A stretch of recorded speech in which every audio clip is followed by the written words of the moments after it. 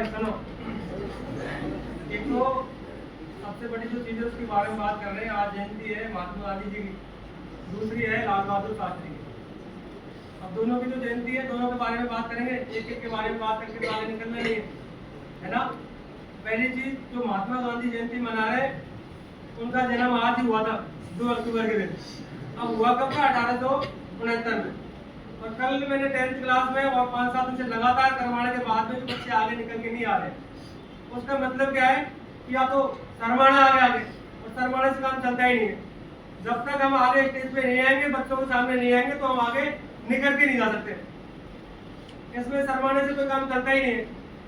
चलो बात करते हैं महात्मा गांधी जी के बारे में। महात्मा गांधी जी का जन्म 2 अक्टूबर 1869 को हुआ।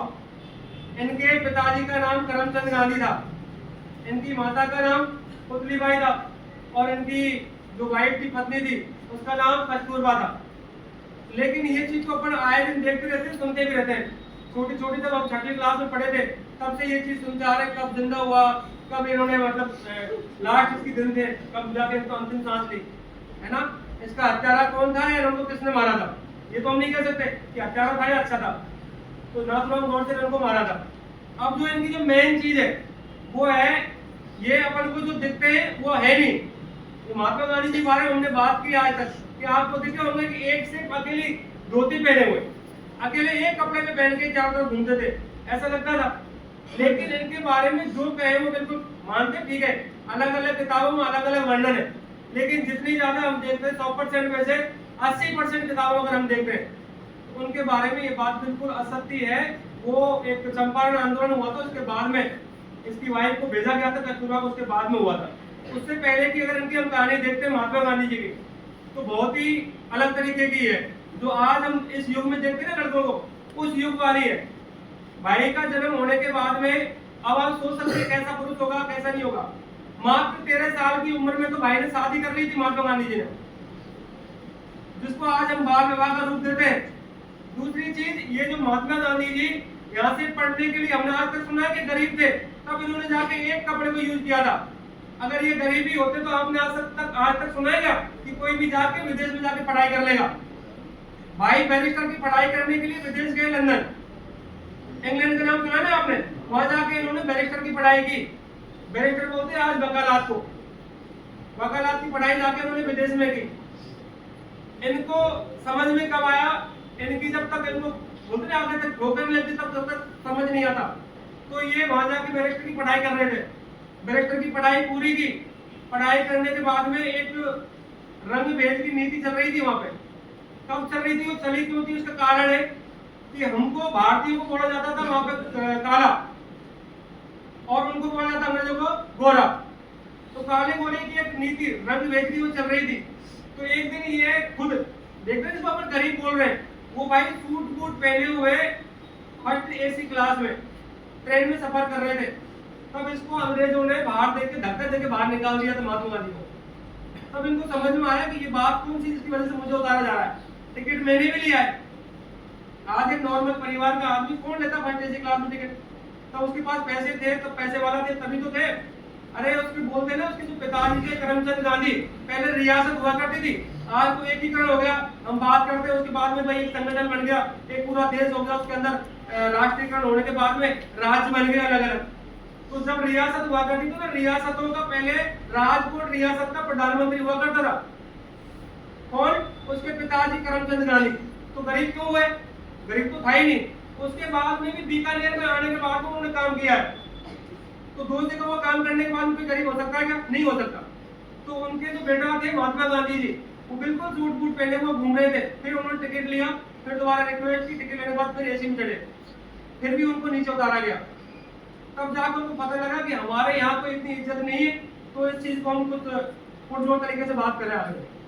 तो उन्होंने वहां पे आके भाई एक बात चलाई थी, रंग भेद की नीति चलाई थी, रंग भेद नस्ल भेद की। रंग भेद कौन सा होता है? तो अभी मैंने आपको बताया काले गोरे का होता है ना, कि तुम काले हम गोरे। वो अंग्रेज तो गोरे ही थे और हम काले, हमको मानते थे वो लोग भारतीयों को। तो इसकी नीति चलाई, उसको थोड़ा सा निपुण हुआ, आगे भी चला। अब उसकी बात यह है कि एक दिन महात्मा गांधी जी की वो पढ़ाई होने के बाद वो यही आ जाता है अपने देश में लौट के। तब उसके जो पिताजी करमचंद गांधी, उसने कहा कि कोई लेवल के आप नहीं रहे, कोई काम नहीं कर रहे, तो एक काम कीजिए, आगे के स्कूल में जाइए पढ़ाइए। तो 5वीं तक की स्कूल में जाके वो पढ़ाने लग गए। तो भाई की, महात्मा गांधी जी की जो आवाज थी वो लड़कियों जैसी थी, है ना, जैसे सचिन तेंदुलकर बोलता है ना, सेम वही आवाज। तो उसको वहां के लड़कों ने निरस्त कर दिया। क्यों? क्योंकि उनकी एक आवाज दबी हुई थी। और फिर वहां के लड़के जो पढ़ते थे, पहले लड़कियों को पढ़ने की तो शिक्षा थी नहीं, एजुकेशन था नहीं, तो लड़के ज्यादा पढ़ते थे। तो उन्होंने मना कर दिया कि हम पढ़ना तो पहले वाली मैडम ही ठीक है, उनसे पढ़ लेंगे, लेकिन उनसे मना कर दिया बिल्कुल साफ तरीके से। तो ठोकर खाई उन्होंने, वहां से निकल गए, कोई बात नहीं। वहां से जाने के बाद में काफी दिन तक वो चलता रहा। तो उसके एक दिन करमचंद गांधी जी के दोस्त थे अब्दुल्ला भाई, जो विदेश में साउथ अफ्रीका में रह रहे थे। साउथ अफ्रीका की कहानी ये है, अब्दुल्ला भाई बहुत पैसे वाले थे। अब्दुल्ला भाई और 3 भाई थे, उनमें पैसे को लेकर झगड़ा हो रहा था। तो वो इस बात की टेंशन में काफी दिन तक लंबा केस चल रहा था। तो वो यहाँ के करमचंद गांधी के पास आ जाता है एक दिन। तो करमचंद गांधी उसकी कहानी सुनाता है करमचंद गांधी को, अपनी कहानी, और करमचंद गांधी को बताता है वो ये चीज है कि भाई मेरे साथ ये घटना घट रही है, हम 3 भाई हैं, हमें ये प्रॉब्लम होगी। गुजराती तो थे ही वो। अब वो जो पहले उसके पिताजी ने उनकी जो संपत्ति लिख रखी थी, एक कागज पे जो लिख रखी थी ना, वो गुजराती लैंग्वेज में थी। अब वहाँ प्रॉब्लम क्या आ रही थी कोर्ट में कि वो जो पढ़ाई थी, उनकी जो पढ़ाई थी वो गुजराती में थी, वो अंग्रेज थे, तो उनको समझ में नहीं आए। तो वो एक ट्रांसलेटर चाहते थे वहां से कि मैं जाके भारत में आऊंगा, गुजरात जाके एक ट्रांसलेटर लेके आऊं जो इंग्लिश को, गुजराती को इंग्लिश में कन्वर्ट कर सके।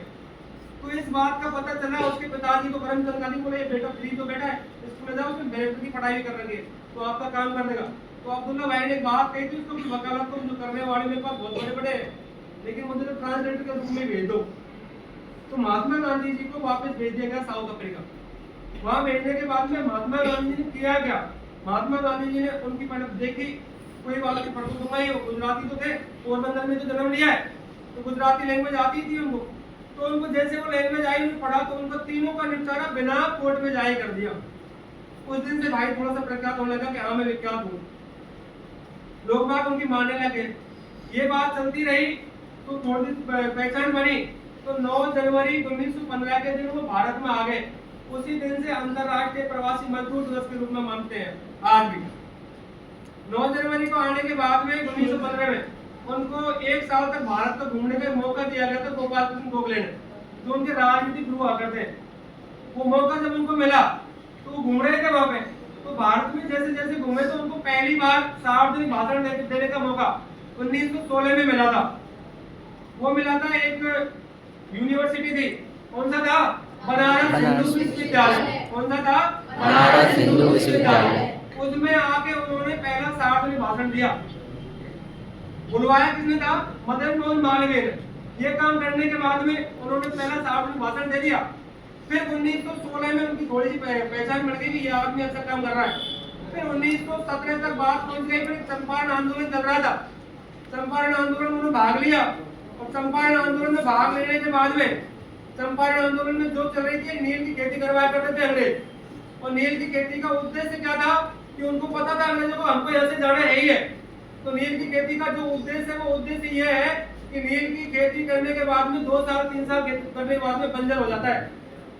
तो नील की खेती करने से यही था उनको उद्देश्य, और वो भी 1/3/20 भाग में, जिसको आज अपन कहते हैं 300 प्रथा, किताबों में चलती है 300 प्रथा, उसके तहत 3/20 भाग को उसको करना ही था। और ये चीज अनुबंध पे भी चली थी, लेकिन में आज बोलते ना अपन एक एग्रीमेंट करवा लिया, एग्रीमेंट करवाते ना, तो एग्रीमेंट करवा लिया किसी का, जिसको आज अपन पहले की लैंग्वेज में बोलते तो गिरमिटिया बोलते थे, है ना। तो गिरमिटिया करवा लिया उनसे, तो उनको करना ही है वो 3/20 भाग में। तो 20 भाग में से जिसके पास 20 बीघा जमीन है, तो 3 बीघा उसको करनी ही है।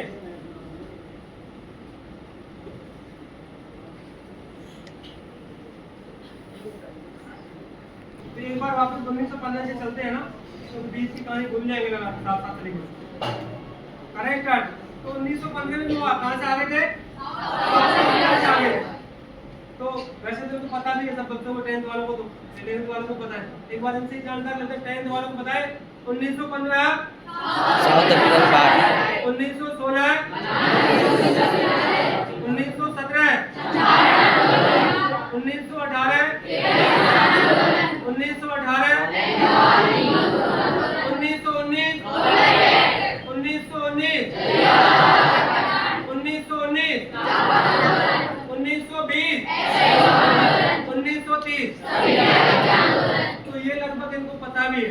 बात कर रहे हैं 1915 की बात कर रहे हैं, वो 9 जनवरी 1915 को वहां से आ गए थे।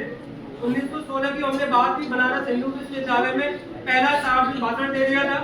उसके बाद में 1917 में चंपारण आंदोलन की बात चल रही थी, जब मैंने आपको बताया था 3/20 भाग, जिसको आज बोलते हैं 3 तुकिया प्रथा, उस टाइम भी बोला करते थे 3 तुकिया प्रथा। उसके तहत उनको एक एग्रीमेंट करवाया जाता था, है ना। उस एग्रीमेंट के तहत 20 बीघा जमीन में से 3 बीघा जमीन तुमको कन्फर्म है, क्योंकि उनको पहले पैसे ले लिए उन्होंने। हमारे पास इतने पैसे थे नहीं कि हम इतना काम कर ले कि दूसरी फसल हम बोले, तो उस टाइम अंग्रेज हमको पैसे दिया करते। तो 3 बीघा जमीन, अब वो जो हमने जमीन की है, उस जमीन में आपको पता है 2 साल बाद में 3 साल बाद में कोई फसल नहीं होनी, और उसकी चलो कोई बात नहीं कर भी ली, तो वो फसल जो जाएगी वो उत्पादन होने के बाद में उसको विदेशों में जाना, तो किसको फायदा? अंग्रेजों को ही। फिर ये बात चलती रही, तो वहाँ का एक रामकृष्ण एक नाम के किसान था, वो वहाँ पहुंचा उनके पास, तो ये बात उन्होंने करवा के स्वीकार करवा। फिर ये जो प्रथा चली थी इसको बंद करवा लिया था। 1917 के बाद में ये कहानी आगे चलती रही।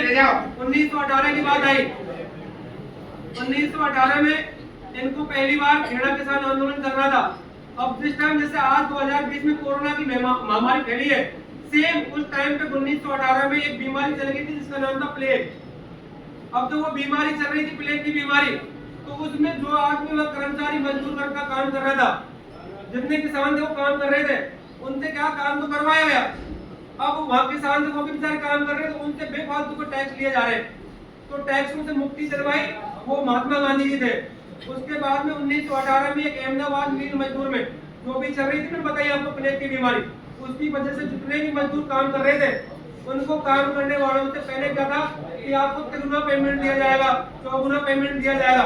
तो पेमेंट करवाने के बहाने उनसे काम करवा लिया गया और पेमेंट भी दिया गया, लेकिन जैसे ही बीमारी खत्म हुई उनसे वो पेमेंट वापस ले लिया गया। तब ये चीज उनको समझ में आई, तो महात्मा गांधी जी को फिर वापस बुलाया गया और उन्होंने उसमें से लगभग 35% के हिसाब से वो पैसे वापस दिलवा दिए थे मजदूरों को। तो परिस्थिति धीरे धीरे बढ़ती गई। ऐसे 2 दिन बाद में आगे बात बढ़ती गई। फिर 1919 में रौलट एक्ट हुआ, 1919 में जलियांवाला बाग हत्याकांड, 1919 में वहां से करने के बाद में खिलाफत आंदोलन हुआ। फिर 20 में असहयोग आंदोलन, 1930 में सविनय अवज्ञा आंदोलन हुआ। आंदोलन के तहत आपको एक बात सुनने की बहुत एक स्पेशल बात यह है कि जिस भगत सिंह को आप नाम से जानते हैं, भगत सिंह को मारा गया। भगत सिंह के साथ में ये गलत फहमी है जिनके प्रति भगत सिंह को मारा गया, वो रियल थी कि अगर महात्मा गांधी जी अगर इस चीज को चाहते तो इस चीज को रुकवा सकते थे। अगर महात्मा गांधी जी जो मजिस्ट्रेट में बैठे थे ना, अंग्रेज, 3 मजिस्ट्रेट तो बैठे थे अंग्रेज और एक मजिस्ट्रेट था वो था अपने भारतीय, जिसका नाम था आगाज खान या आगाज हैदर। वो एक बंदा मात्र एक ऐसा बंदा था, आगा खान या आगा हैदर, एक मात्र बंदा था जिसने भगत सिंह के लिए एक बात बोली थी। बोलने को आज महात्मा गांधी के लिए बोलते, महात्मा गांधी ने अच्छे तरीके से उसको बोला गया कि इस चीज को रोकेंगे, भगत सिंह को फांसी नहीं लगने देंगे, लेकिन नहीं। आपने सुना होगा ये गांधी इरविन समझौता हुआ था 1931 में। ये चीज 23 फरवरी को स्टार्ट हो गई थी कि उसको फांसी की सजा सुनवाई जाएगी, और समझौता कब कर रहे? 5 मार्च 1931 को, और फांसी लगनी है कब? 23 मार्च 1931 को।